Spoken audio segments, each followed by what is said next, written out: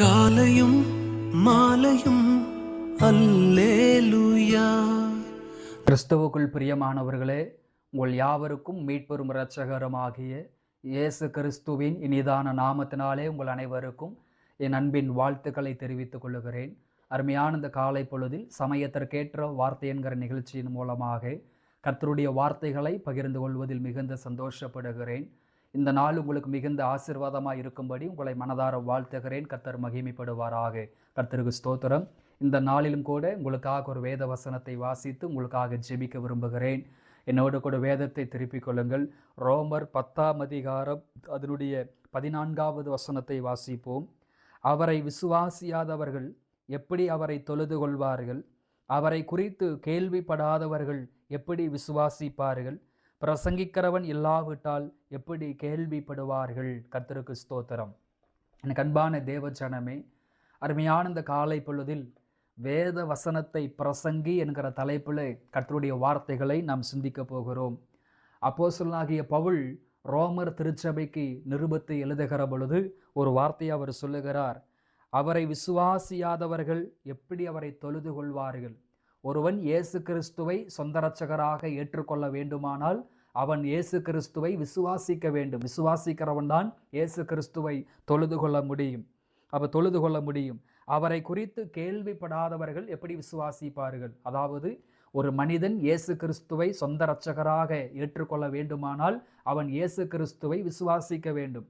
இயேசு கிறிஸ்துவை குறித்து அவன் விசுவாசிக்க வேண்டுமானால் அவன் இயேசு கிறிஸ்துவை குறித்து கேள்விப்பட வேண்டும். இயேசு கிறிஸ்துவை குறித்து அவன் கேள்விப்பட வேண்டும். அந்த இயேசு கிறிஸ்துவை குறித்து ஒருவன் கேள்விப்பட வேண்டுமானால் அந்த இயேசு கிறிஸ்துவை குறித்து நாம் பிரசங்கிக்க வேண்டும். வேத வசனங்களை, சத்திய வசனங்களை நாம் பிரசங்கிக்க வேண்டும். அதுதான் கடைசியில் அவர் சொல்லுகிறார், பிரசங்கிக்கிறவன் இல்லாவிட்டால் யார் கேள்விப்படுவார்கள்? அப்பொழுது நாம் அறிந்து கொள்ள வேண்டிய ஒரு காரியம் என்னவென்று சொன்னால், எந்த அளவுக்கு இந்த வேத வசனங்களை, இந்த சத்தியங்களை நாம் பிரசங்கிக்கிறோமோ, எந்த அளவுக்கு நாம் சத்தியத்தை பிரசங்கிக்கிறோமோ அந்த அளவுக்கு ஜனங்கள் சத்தியத்தை கேள்விப்படுவார்கள். ஜனங்கள் சத்தியத்தை கேள்விப்படும் பொழுது இயேசு கிறிஸ்துவை குறித்து விசுவாசிக்க ஆரம்பிப்பார்கள்.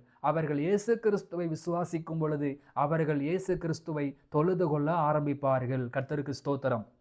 பிரசங்கம் விசுவாசத்தை கேள்வியை உண்டாக்குகிறது. அந்த கேள்வி விசுவாசத்தை உண்டாக்குகிறது.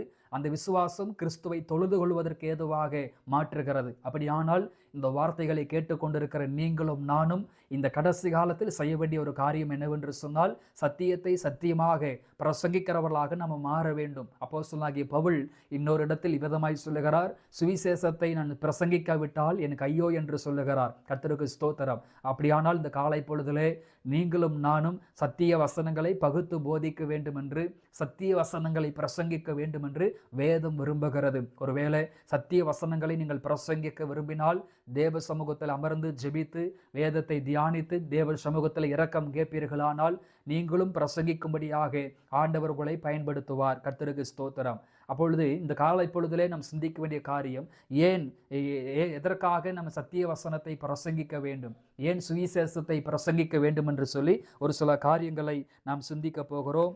ஆண்டவர் நமக்கு உதவி செய்வாராக. முதலாவது, ஏன் சத்திய வசனத்தை பிரசங்கிக்க வேண்டும்? பிலிப்பியர் 2ஆம் அதிகாரம் அதனுடைய 14 சொல்லுகிறது, நான் வீணாக ஓடினதும் வீணாக பிரயாசப்பட்டதும் இல்லை என்கிற மகிழ்ச்சி கிறிஸ்துவின் நாளில் எனக்கு உண்டாயிருப்பதற்கு ஜீவ வசனத்தை பிடித்து கொண்டு உலகத்தில் சுடர்களை போல பிரகாசிக்கிற நீங்கள் என்கிற வேத வசனத்தை வாசிக்கிறோம்.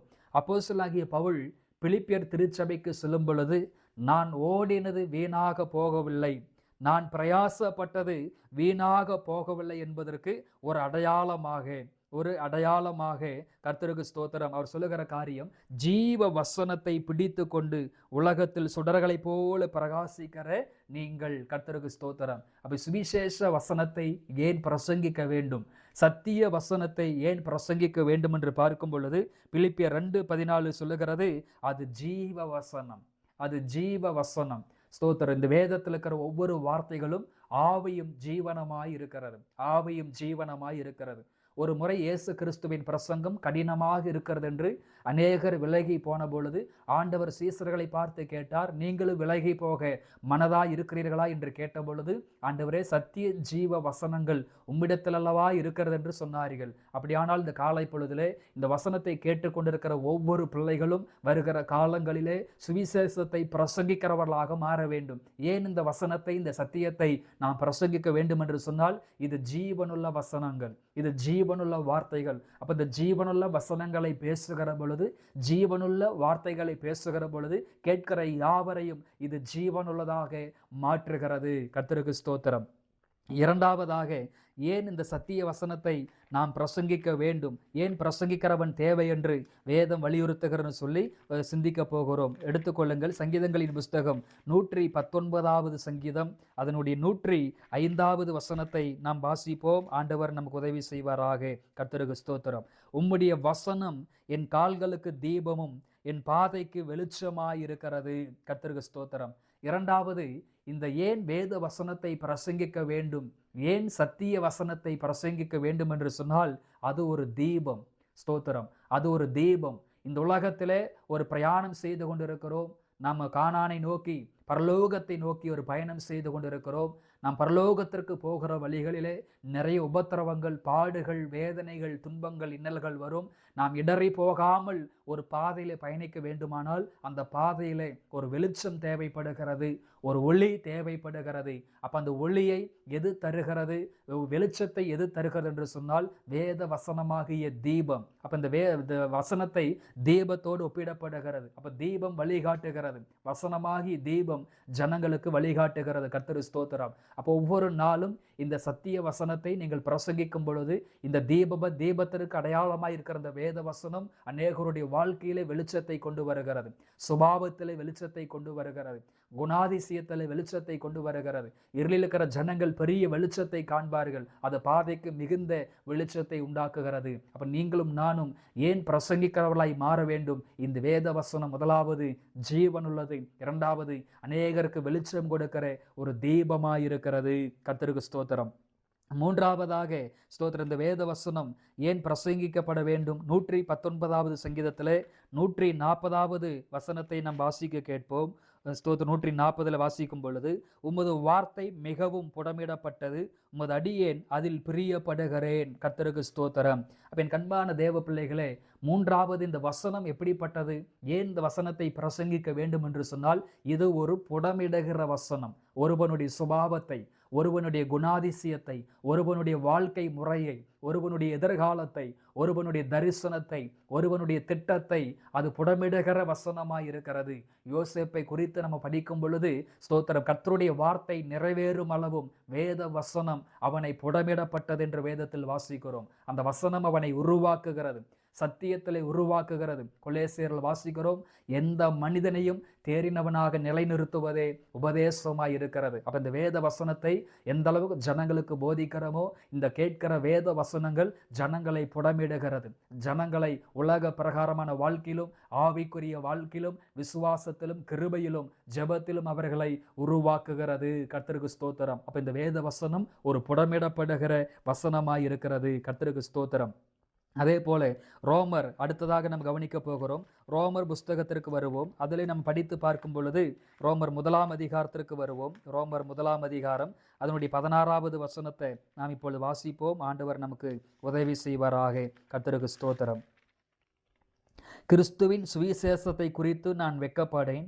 முன்பு யூதரிலும் பின்பு கிரேக்கரிலும் விசுவாசிக்கிறவன் எவனோ அவனுக்கு ரட்சிப்பு உண்டாவதற்கு அது தேவ பலனாயிருக்கிறது. அதாவது நாம் பிரசங்கிக்கிற இந்த சுவிசேஷ வசனங்கள், வசனத்தை கேட்கிறவங்களுக்குள்ளே ரட்சிப்பை உண்டாக்குவதற்கு அது தேவ பலனாய் இருக்கிறது. ஸ்தோத்திரம். சிலுவையின் உபதேசம் கெட்டு போகிறவர்களுக்கு பைத்தியமாய் இருக்கிறது, ரட்சிக்கப்படுகிற நமக்கோ அது தேவ பலனாய் இருக்கிறது. அப்ப என் கண்பான தேவ பிள்ளைகளே, இந்த சத்திய வசனத்தை ஏன் நாம் பிரசங்கிக்க வேண்டும் என்று சொன்னால், இந்த சத்திய வசனத்தை நாம் பிரசங்கிக்கும் பொழுது ஸ்தோத்திரம், அநேக ஜனங்களை இந்த வேத வசனம் பலப்படுத்துகிறது, கிருபையில் பலப்படுத்துகிறது, பரிசுத்தத்திலே பலப்படுத்துகிறது, பலப்படுத்துகிறது, அவர்களை கிறிஸ்துவுக்குள்ளாக பலப்படுத்துகிறது, வசனத்தில் அவர்களை பலப்படுத்துகிறது. ரட்சிப்பு என்பது ஒரு மனிதனை பலப்படுத்துகிறதா இருக்கிறது. வேத வசனங்கள் என்பது ஒருவனை பலப்படுத்துகிறதா இருக்கிறது. கர்த்தருக்கு ஸ்தோத்திரம். அடுத்ததாக சங்கீதங்களின் புஸ்தகம் 119:89 வசனத்தை வாசித்து பார்க்கும் பொழுது அது என்றென்றைக்கும் நிலைத்திருக்கிறது. வானம் பூமி ஒளிந்து போனாலும் கர்த்தருடைய வார்த்தை ஒரு காலம் ஒளிந்து போகாது. இந்த உலகத்தில் இருக்கிற எல்லாம் ஒளிந்து போனாலும் இந்த வார்த்தைகள் ஒளிந்து போகாது. அவருடைய வார்த்தை என்றைக்கும் நிலைத்திருக்கும். அவருடைய வார்த்தைகள் என்றைக்கும் நிலைத்திருக்கும். அப்பொழுது நீங்கள் பிரசங்கிக்கும் பொழுது சாதாரணமான வார்த்தைகளை பிரசங்கிக்கவில்லை. வானம் பூமியை ஒளிந்து போனாலும் ஒளிந்து போகாத வார்த்தைகளை, என்றைக்கும் நிலைத்திருக்கிற வார்த்தைகளை, உறுதியான வசனத்தை நீங்கள் பிரசங்கிக்கிறீர்கள். அதனால் நாம் பிரசங்கிக்க வேண்டும். கர்த்தருக்கு ஸ்தோத்திரம். எபிரேயர் 4:12 வாசிக்கும் பொழுது அந்த வேத வசனங்கள் எல்லாம் நம்மை ஆராய்ந்து அறியக்கூடியதாக இருக்கிறது. வல்லமையுள்ளதாயும் ஜீவனுள்ளதாயும் ஸ்தோத்திரம். அது நம்மை ஆராய்ந்து அறியக்கூடிய ஒரு வேத வசனமாய் இருக்கிறது. யோவான் 12:48 வாசிக்கிறோம், நீங்கள் கேட்ட வசனமே உங்களை நியாயம் தீர்க்கும் என்று வேதத்தில் வாசிக்கிறோம். அப்படி சாதாரணமான வசனம் அல்ல. இந்த வசனங்கள் நியாய தீர்ப்பை கொண்டு வருகிற வசனங்கள். நீங்கள் கேட்கிற வசனமே உங்களை நியாயம் தீர்க்கும். அப்படி எந்த அளவுக்கு நம்ம சத்தியத்தை பிரசங்கிக்கிறோமோ அந்த அளவுக்கு ஜனங்கள் சத்தியத்தை அறிவார்கள். கடைசி காலத்தில் ஒருவரும் எனக்கு சத்தியம் தெரியாது, உபதேசம் தெரியாது என்று சொல்லவே முடியாது. காரணம், கேட்ட வசனமே அவர்களை நியாயம் தீர்க்கும் என்று வேதத்தில் வாசிக்கிறோம். அப்ப அருமையான இந்த காலை பொழுதிலே பிரசங்கிக்கிறவன் இல்லாவிட்டால் எப்படி கேள்விப்படுவார்கள்? நீங்களும் நானும் ஏன் பிரசங்கிக்க வேண்டும்? அந்த வேத வசனங்களை ஏன் பிரசங்கிக்க வேண்டும்? அது ஜீவன், அது ஒரு தீபமாய் இருக்கிறது, அது ஒரு தேவ பலனாய் இருக்கிறது, அது என்றைக்கும் நிலைத்திருக்கிறது, அது ஆராய்ந்து அறியக்கூடியதாக இருக்கிறது. அந்த வசனங்கள் ஸ்தோத்திரம் நியாயந்திருக்கக்கூடியதாக இருக்கிறது. கர்த்தர் ஸ்தோத்திரம். அதனால் சமயம் கிடைத்தாலும் கிடைக்காவிட்டாலும் நாம் ஒவ்வொரு நாளும் ஜாக்கிரதையாய் திருவசனத்தை நாம் பிரசங்கிக்க வேண்டும். காலம் சமயமாய் இருக்கிறது. கர்த்தருக்கு ஸ்தோத்திரம். ஜெபிப்போம். அன்பின் பரலோக பிதாவே, ஆசீர்வாதமான இந்த காலை பொழுதற்காக உமக்கு நன்றி. ஆண்டவரே, ஏன் பிரசங்கிக்க வேண்டும், சுவிசேஷத்தை ஏன் பிரசங்கிக்க வேண்டும் என்று சொல்லி இந்த காலை பொழுதிலே நாங்கள் சிந்தித்தோம். ஆண்டவர், அது ஜீவனாய், அது பலனாய், அது தீபமாய், அது உறுதியாய் நிலை நிற்கக்கூடியதாய், ஆண்டவரே ஸ்தோத்திரம், நியாயம் தீர்க்கக்கூடியதாய் இருக்கிறது. ஆண்டவரே, இந்த வேத வசனங்களை சமயம் வாய்த்தாலும் வாய்க்காவிட்டாலும் இந்த திருவசனங்களை ஜாக்கிரதையாய் பிரசங்கம் பண்ணுவதற்கு எங்களுக்கு வேண்டிய ஞானத்தையும் அறிவையும் பலனையும் அபிஷேகத்தை தேவன் தரும்படி நாங்கள் மனதார ஜெபிக்கிறோம். இந்த வார்த்தையை கேட்டுக்கொண்டிருக்கிற ஒவ்வொரு பிள்ளைகளையும் ஊழியத்தில் உருவாக்கும், சிறந்த பிரசங்கியர்களாக உருவாக்கும், கிருபையிலே உருவாக்கும், அபிஷேகத்தில் உருவாக்கும். ஆண்டவரே ஸ்தோத்திரம். இது கடைசி காலமாய் இருக்கிறபடியால் யாரை நான் அனுப்புவேன், யார் எமது காரியமாய் போவார் என்று கேட்டீரல்லவா? அநேகரை அப்ப நீர் அனுப்பும் ஆண்டவரே. ஸ்தோத்திரம் அப்பா. அறுவடையோ மிகுதி, ஆட்களோ குறைவென்று வேதம் சொல்லுகிறது. அப்ப அநேகரை ஊழியத்தில் பயன்படுத்துங்க, பிரசங்கிக்க பயன்படுத்துங்க.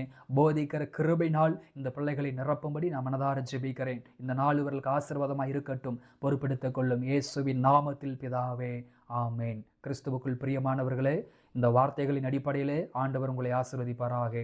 God bless you.